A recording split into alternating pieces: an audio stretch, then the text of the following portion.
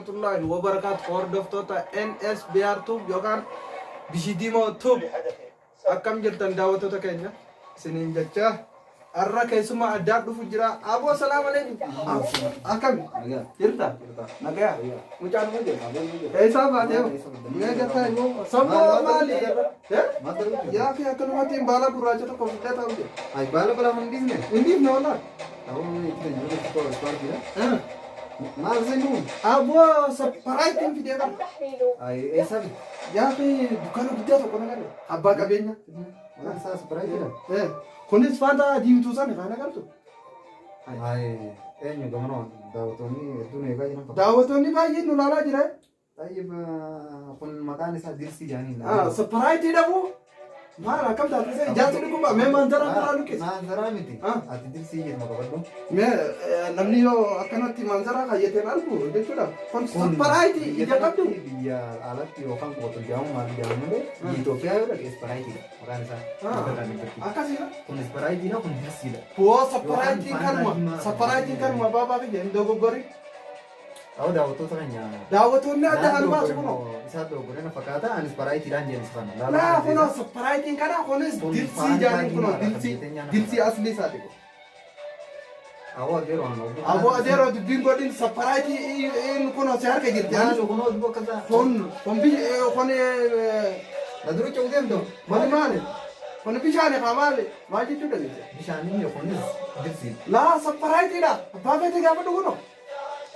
Yommuu maal daawwattoota keenya. Daawwattoota keenya mee sapparaayitiin kami? Mee isaan aboon dhaabbadhu. Dhaabuu mataan nageeffatu. Ayyee Hojjettoota daawwattoota biyyaartuu leenjee siin turre jiraachuu salaamuu miisinaa ta'u. Naafimmoo hedduu walmoo qorree namni addaan nu baasuu jiran. Injiru salaam. Akkamitti jiru? Injiru. Inni kun Maa? kun sapparaayitii kun Dilsii jedhama. Kun Dilsiidha sun sapparaayitii. Awwa Aboo. Boo wallaahi waan feete harkadhu kuno. Awwa kabajaa daawwattoota. Kabajaa daawwattootaatiif na dhibtu wanni kun maali? Dilsiin kana sapparaayitiin si harka jira. Gurbaa. Waay. Gamanumaan biyaartuu Gataa immoo dubbii kana aan godhin mee gadi mataa.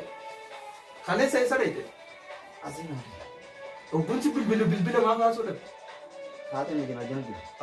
Faate intalli tun bara meeqaan nama jenaa jeniin jee dadhabe. Atillee si bilbiluu eegalte.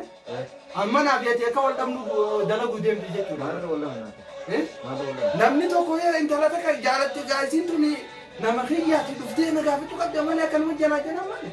Ayyi bisiin tu jaarti namaati. Jaartii namaati hee. Laa gurbaa tokkotu jala bira dhiisee amaanaa kute. Hai, amma ati maal jette? Isii tana jaalattee jiraannan kuma 500. Maallaqa biyya tanaa. Kuma 500. Hin kaa'in tuni sodaa miti bara kuma 500 qofa qaba. 500 maallaqa biyya tanaa. Maallaqa Itoophiyaa gara kuma 100 deemnu. Dandeessa? Siiftaa? Isa kai sini rola koi sini. As kai sini. Dilee godhuufi. Naa dhiisi dilee godhi. Sirraan gabaabsa. Dhibbaa afurii shantamii sirraa deemsa.